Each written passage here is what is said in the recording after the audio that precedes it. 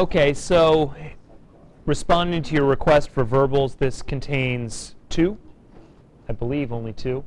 And we start at the basics, regardless of how many complex little phrase or clause structures exist within here. Amy, start us off. Simple subject or predicate. Correct. Llama. Insisted. Somebody want to pick it up? Lindsay. Excellent. Very good. On insulting the gods, prepositional phrase modifying insisted. However, Lindsay, I've made that prepositional phrase a little bit complicated for you. What did I do?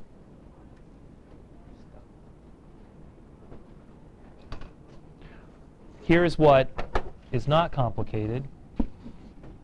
The preposition is on. But what is insulting, Lindsay? Very good. Why is it a gerund?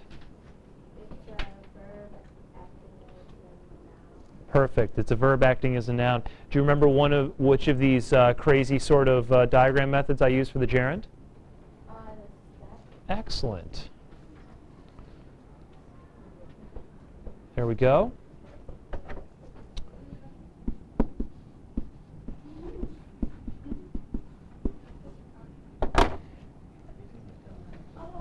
Insulting. I know what that is. Okay, Chelsea, what is the gods? This is a direct object, so there would be a straight line coming down. Very good. The gods is the direct object of the gerund. So remind yourself, as I remind you, that a major word belongs on some sort of horizontal line. We have the noun over here, llama. We have the verb over here, insisted. This insulting is also somewhat on a horizontal line, which means that it provides the opportunity for the standard diagram of a direct object. What is being insulted? The gods. They're directly receiving that action. Therefore, they belong in that position. And I will not labor the point because we know where the goes.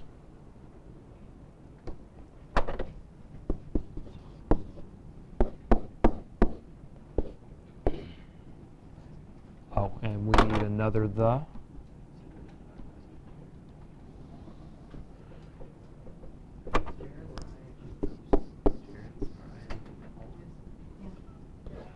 Yes, gerunds are always ing verbs. Participles are either ing verbs or ed verbs. Okay. Now, we have the spitting angrily at the helpless child left, and what is that? No. It's a no. Is it the one you're thinking of? Well, I don't know. Shall I do a Vulcan mind meld to figure out if it's the one you're thinking of, Veronica? Well, I started to say it.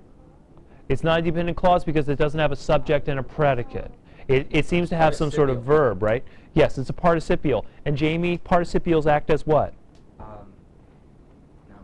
No. No, adjectives. Adjectives, that's correct. If it's acting as an adjective, Jamie, it modifies a noun. So ask yourself, who or what is spitting angrily at the helpless child? Correct.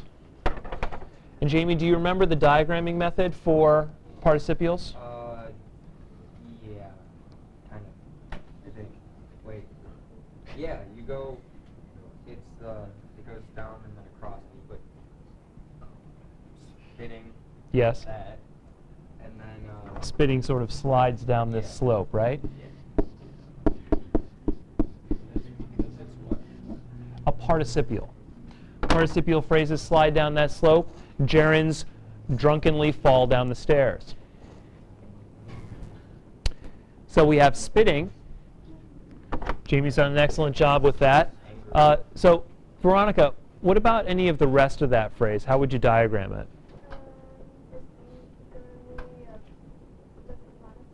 Yes, modify spitting. Do you remember what part of speech angrily is? Yes, adverb. Very good. And since spitting was originally a verb, and it's now an adjective, you use an adverb to modify it.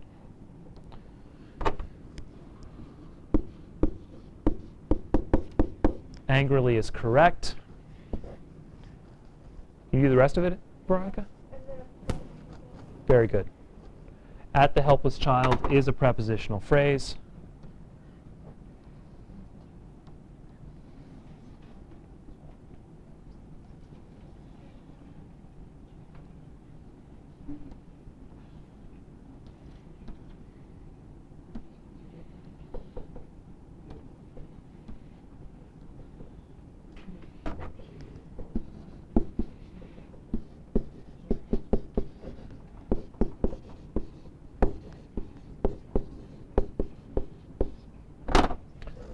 There you go.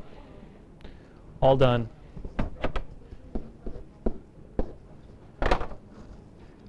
Remember the lesson you learned yesterday and you should have learned on the semester exam.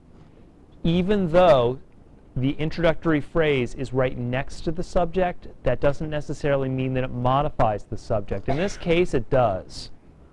In this case, spitting angrily at the helpless child does modify the subject llama. However, if I had introduced it with later that night, the llama insisted on insulting the gods, later that night would be a prepositional phrase modifying what? Insisted, when that insistence took place. So don't ask yourself what it's next to necessarily. Ask yourself what it's modifying. In the case of a participial phrase, ask who or what is doing that action. The answer should be clear. It's when, is it always the verb? Yes, because nouns are objects. They don't have a when. They have a what or a color or a physical description, whatever. Who or what is always going to be the noun. Correct. Correct. Any further questions on this one?